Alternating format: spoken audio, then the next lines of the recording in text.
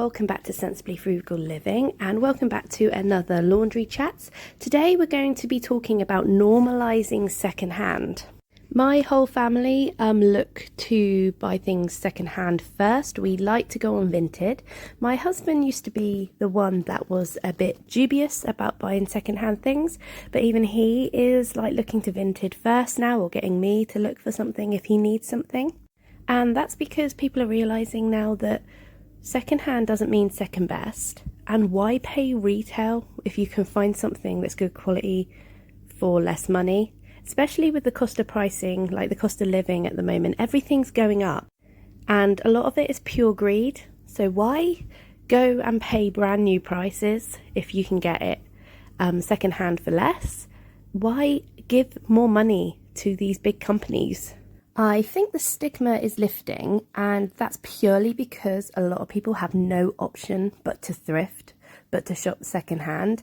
The Citizens Advice Bureau say that 1 in 3 families now are living on a knife edge, which basically means they're like one paycheck away from losing everything. So just one thing, maybe the car breaks down, maybe they get a late payment on their child tax credits.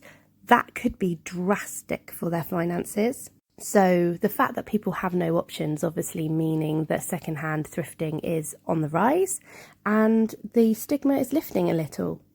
You can thrift gifts, clothes, household items, books, whatever you need. You can probably find it secondhand, whether that's on eBay, Facebook Marketplace, Vinted, in the charity shops. There are so many places now to find stuff.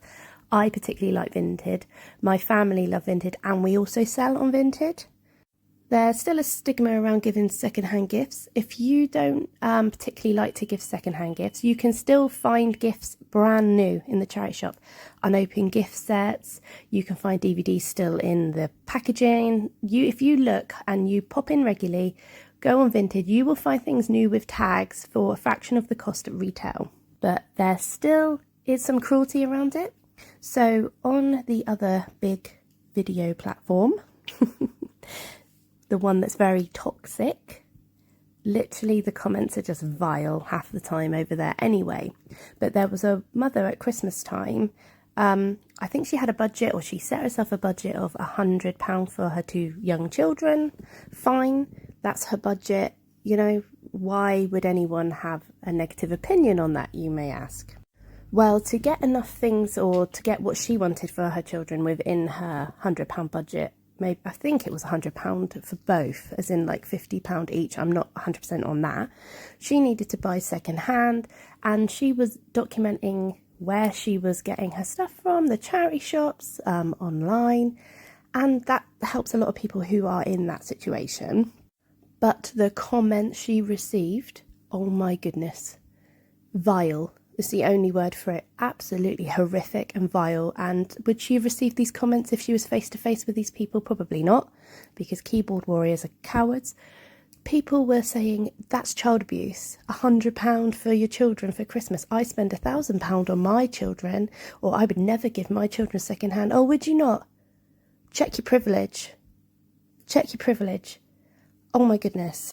Read the room, and how out of touch are you? And if you can afford that without getting into debt, because a lot of these people I expect to have mountains of debt, good for you. But check your privilege. But seeing those comments are just building the stigma again. It's putting people off either sharing about it to help other people, because there are so many people who are thrifting. There's so many. It's the few negative comments that just outweigh, that shine over all the good positive comments. The people trying to make a difference, the people trying to help people, the people who are taking control of their finances, understanding they need to live within their means. And shopping secondhand for a lot of us is the only way that we can do that. So I am privileged that I can buy my children some brand new stuff for Christmas, and my children are spoiled because we have a huge family who like to spoil them, but they don't get spoiled all the time throughout the year. Birthdays and Christmas, we do like to spend money, but we budget for that. We have a sinking fund.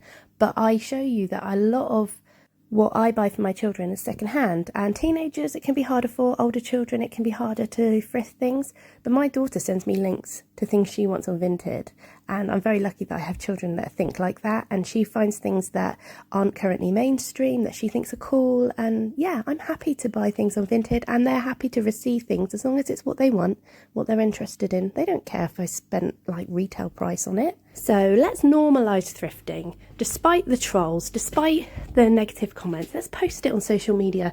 Let's let our friends and family know that that's what we're doing for gifts. You know, let's not make it a taboo subject when it's really, really not.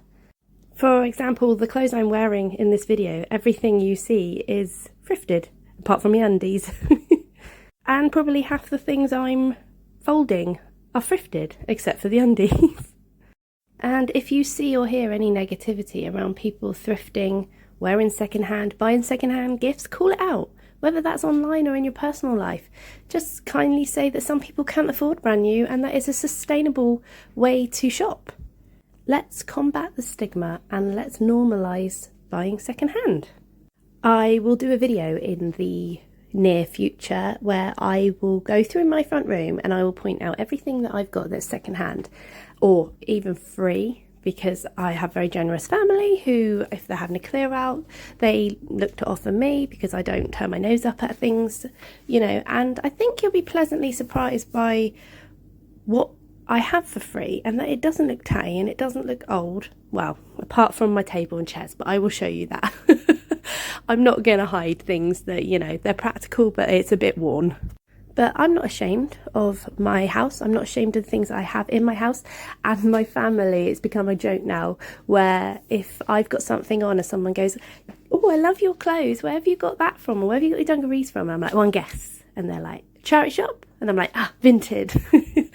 And everyone's like, it's a silly question now to ask her where she's got anything from, because it won't be in a retail shop. And I will tell you ever so proudly where I've got it and what I've paid for it. So thanks for watching this laundry chat, and I'll catch you on the next video.